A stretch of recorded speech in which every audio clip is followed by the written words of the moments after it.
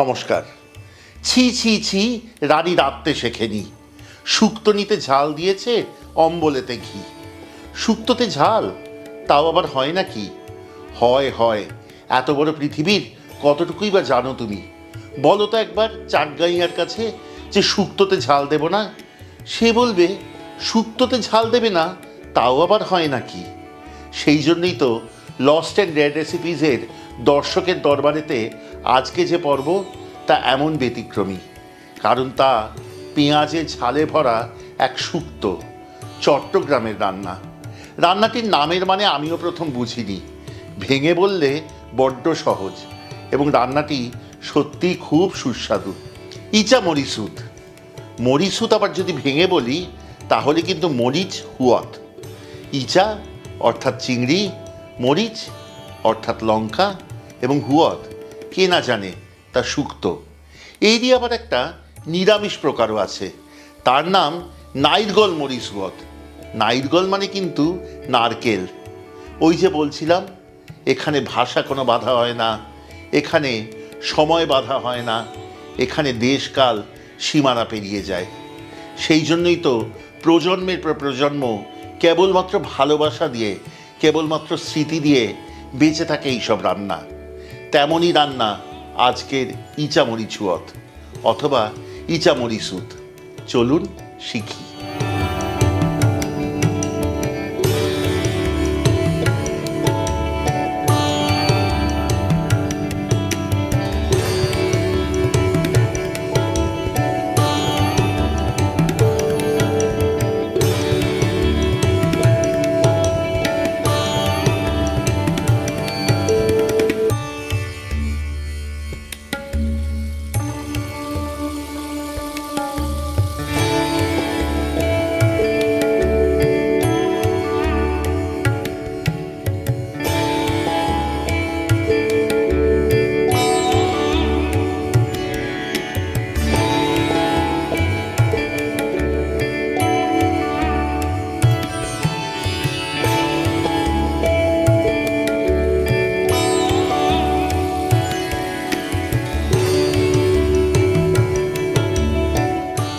দর্শকের দরবারে সিরিজে প্রত্যেকটি রান্না, প্রত্যেকটি পর্বে আলাদা আলাদা করে বেছেছি তাদের বৈশিষ্ট্যের কারণে।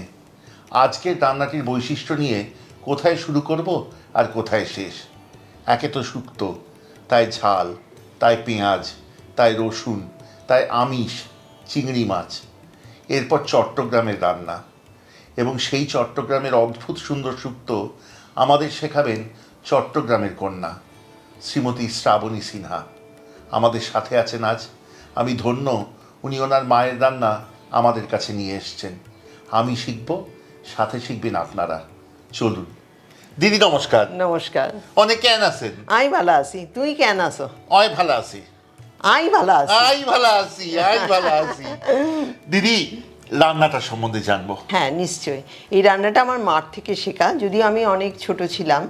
তো আমাদের বাড়িতে আমি, মা, বাবা, আমরা 3 ভাই বোন, পিসি, আমাদের পিসিমণি, ঠাকুমা, তারপরে আমার এক জ্যাঠতো দিদি আমাদের সাথে থাকতেন। কিন্তু আমার জ্যাঠা জেঠিমা থাকতেন বাংলাদেশে, মানে চিটাগাঙে।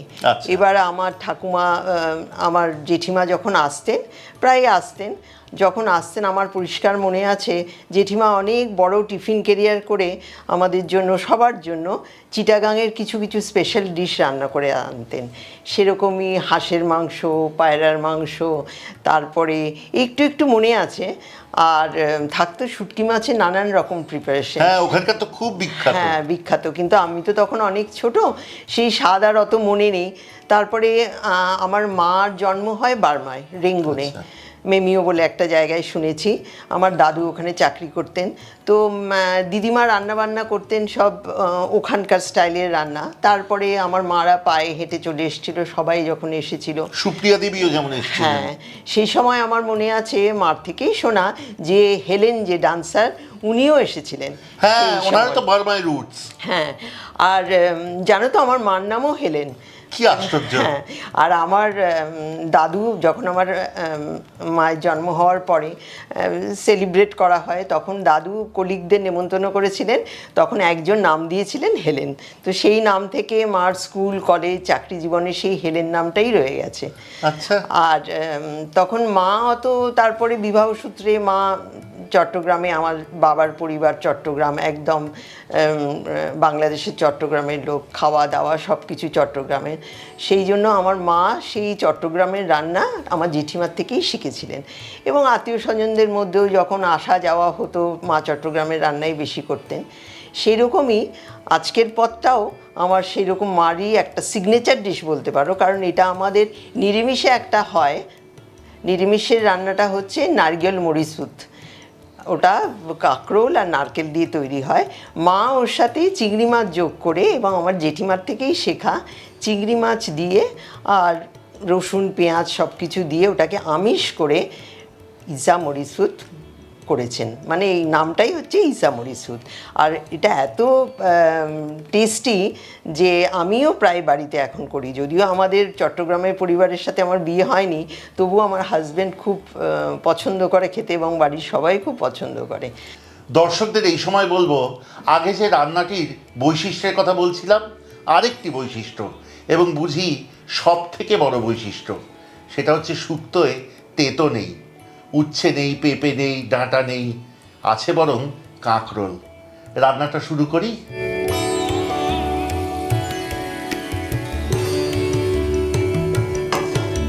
শুভজিৎ, তেলটা গরম হোক, ততক্ষণে তুমি নুন হলুদ দিয়ে একটু চিংড়ি মাছগুলো মেখে নাও। আচ্ছা।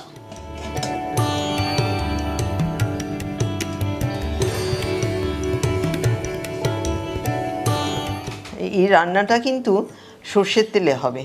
তেল, ঝাল, রসুন এইসবগুলো চাটগাঁয়ের রান্নার বিশেষত্ব।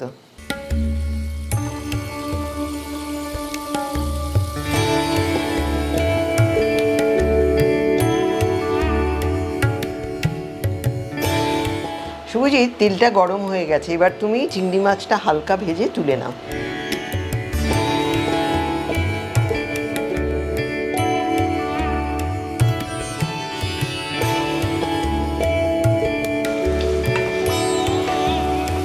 সর্ষের তেল ছাড়া আমাদের চিটাগাংয়ের রান্না হয় না। খুব সুস্বাদু রান্না খেতে হলে সর্ষের তেল ছাড়া হয় না।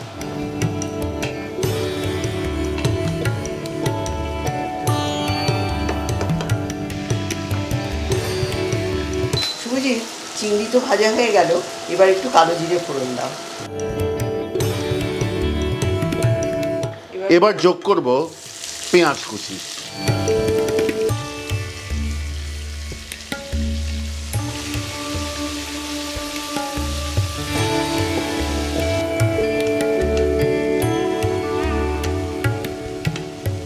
শুভজিৎ, পেঁয়াজের রং ধরতে আরম্ভ করেছে, এবার তুমি ওর মধ্যে বেশ খানিকটা রসুন বাটা দিয়ে দাও, দিয়ে সামান্য নাড়াচাড়া করে একটু সুগন্ধি আসবে, তখন তুমি আলুটা যোগ করে দেবে। দিদি, এখানে তো 3টে পেঁয়াজ দিয়েছি, তাহলে 1.5 টেবিল চামচ পরিমাণ রসুন বাটা দিই? হ্যাঁ, দাও। চট্টগ্রামের রান্নায় একটু রসুন বাটা ভালোই লাগে, তুমি 2 চামচও দিতে পারো।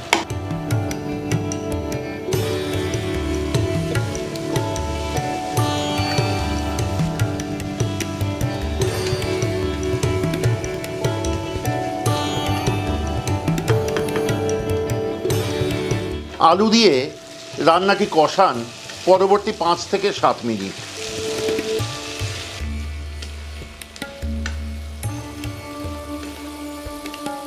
শুভজিৎ, এটা তো প্রায় ভাজা ভাজা হয়ে গেছে, এবার তুমি দিয়ে দাও কাঁচা হলুদ বাটা। 1 চামচ দিয়ে দাও, যদি লাগে পরে আবার দেবে। একটু নেড়ে চেড়ে তারপরে দিয়ে দাও টুকরো করে কাটা কাঁকরোল।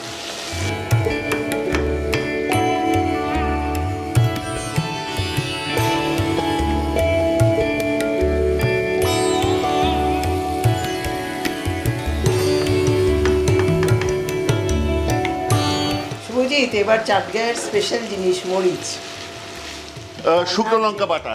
শুকনো লঙ্কা বাটা। চাটগাঁয়ের মরিচ ছাড়া কোনো রান্না হয় না, আর যত বেশি ঝাল হবে তত বেশি টেস্টি। তবে আজকাল তো সবাই অত ঝাল খায় না। দিদি, আমি কিন্তু ঝাল ভালোই বাসি। আর আজকে যখন ওখানকার রান্না করছি একদম ওখানকার মতোই করি, একটু ঝাল দিই ঠিক করে। হ্যাঁ, নিশ্চয়ই।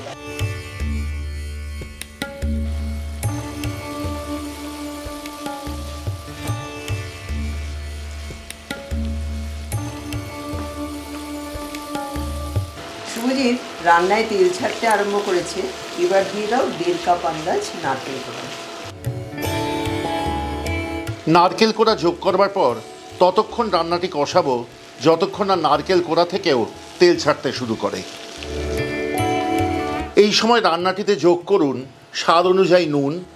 তবে মনে রাখবেন, যে চিংড়ি মাছ ভাজা আপনি পরে যোগ করবেন এই রান্নায়, তাতেও কিন্তু নুন আছে।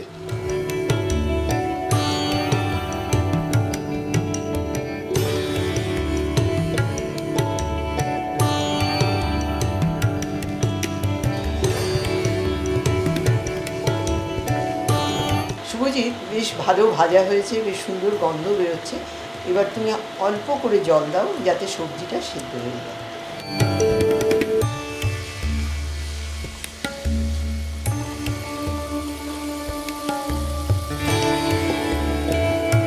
এই পর্যায়ে আঁচ একদম কমিয়ে এনে ঢাকা দিয়ে রান্নাটি হতে দিন।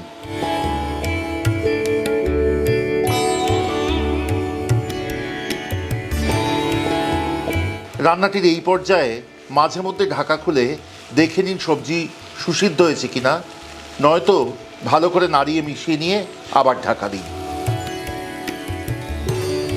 এই পর্যায়ে ঢাকা দিয়ে রান্নাটি সবজিগুলি সুসিদ্ধ হতে দিন। যতক্ষণ রান্নাটি হচ্ছে আপনাদের কাছে অনুরোধ করব, কেমন লাগছে আজকের পর্ব, আমাদের দর্শকের দরবারে সিরিজ এবং আমাদের চ্যানেলের অন্যান্য পর্ব দয়া করে আমাদের কমেন্টে লিখে পাঠান। দর্শকের দরবারে সিরিজে প্রত্যেকটি পর্বের প্রত্যেকটি রান্না এবং তাদের সাথে জড়িত গল্প কিন্তু এসেছে আপনাদের কাছ থেকে। কাজেই এই পর্বগুলির কৃতিত্ব সম্পূর্ণরূপে আপনাদের। যদি মনে করেন এই ঐতিহ্য বেঁচে থাকা দরকার, যদি মনে করেন এই জ্ঞান ছড়িয়ে পড়ুক এক প্রজন্ম থেকে আরেক প্রজন্মে, তাহলে দয়া করে শেয়ার করতে ভুলবেন না, এটুকুই অনুরোধ। যদি মনে করেন সঙ্গে থাকবেন, যদি মনে করেন যে আমাদের চ্যানেলের সব রান্নার নোটিফিকেশন প্রথম পৌঁছবে আপনার কাছে, তাহলে বেল আইকনটি টিপে দেবেন এবং সাবস্ক্রাইব করে সঙ্গে থাকবেন, খুব আনন্দ পাব। পৃথিবী বিভিন্ন প্রান্ত থেকে কত মানুষ আমাদের সাথে যোগাযোগ করতে চান। তারা চান তাদের পরিবারের গল্প বলতে, তাদের পারিবারিক রান্না তুলে ধরতে আরও শত সহস্র মানুষের সামনে, এবং তারা চান সেই গল্প, সেই রান্না ছড়িয়ে পড়ুক, বেঁচে থাকুক। তাদের জন্য রইল আমাদের যোগাযোগের নম্বর, কলকাতার নম্বর 6291834357। এই নম্বরে হোয়াটসঅ্যাপ করতে পারেন অথবা ফোন কল করতে পারেন। আমাদের সাথে যোগাযোগ করবার জন্য যে কোনো দিন, সোম থেকে শনি, সকাল 11টা থেকে সন্ধ্যে 7টার মধ্যে। আরেকবার বলি, 6291834357। এই একই নম্বরে আপনি কিন্তু যোগাযোগ করতে পারেন আমাদের থেকে খাবার নেবার জন্য।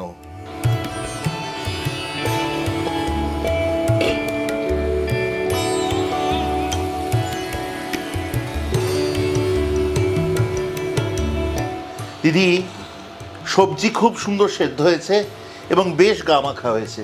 এবার বলুন। এবার ভালো করে নেড়ে চেড়ে এর মধ্যে হলুদ পাতা ডলে দিয়ে দাও, আর ভালো করে নেড়ে চেড়ে সবজি দিয়ে চাপা দিয়ে কিছুক্ষণ ঢাকা দিয়ে দাও, তারপরে যোগ করো এই চামচ। মানে ওই হলুদ পাতার সুগন্ধটা পুরো রান্নায় ছড়িয়ে যাবে।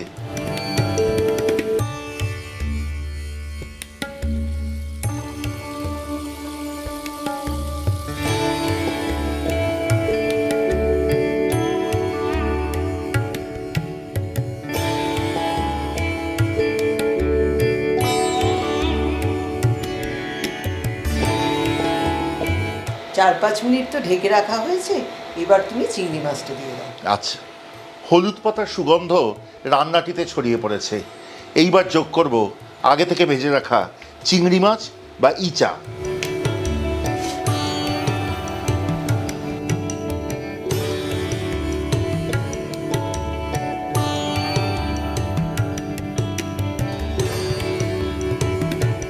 রান্নাটিতে জল পুরোপুরি শুকিয়ে ভাজা ভাজা হয়েছে।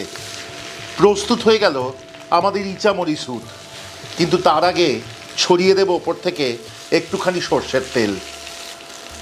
এই রান্না পরিবেশন করুন গরম ভাতের সাথে।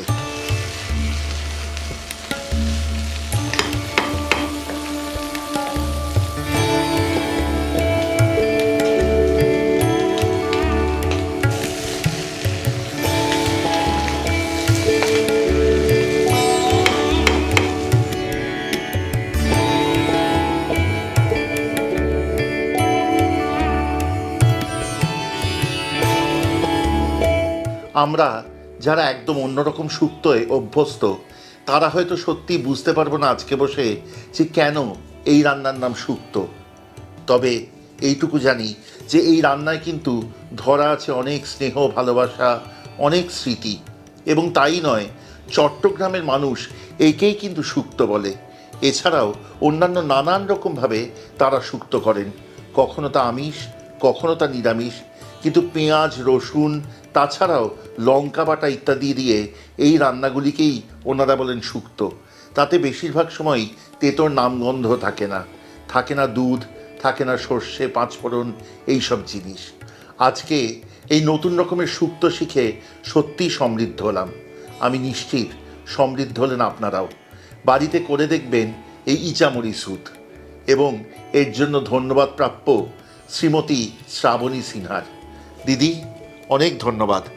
কতটা করতে পেরেছি জানি না, চেষ্টা করেছি। খুব সুন্দর হয়েছে, খুব ভালো হয়েছে। আর আমার এত ভালো লাগছে এরকম আন্তরিক পরিবেশে তোমাদের সাথে রান্না করে, আমার ছোটোবেলাকার গল্প তোমাদের সাথে শেয়ার করে এবং সবার মধ্যে বিলিয়ে দিয়ে, এবং আমার মায়ের হাতের রান্না স্মৃতিচারণা করতে করতে এত ভালো কেটেছে আজকের দিনটা। এবং রান্নাটাও আমার মনে হচ্ছে আমার মায়ের হাতের রান্নার মতোই হয়েছে। আজকের পর্ব এখানেই শেষ। তবু বাকি থেকে যায়, যা থেকে যায় তা থাক মনে, তারই জন্য পথ চলা। নমস্কার। নমস্কার।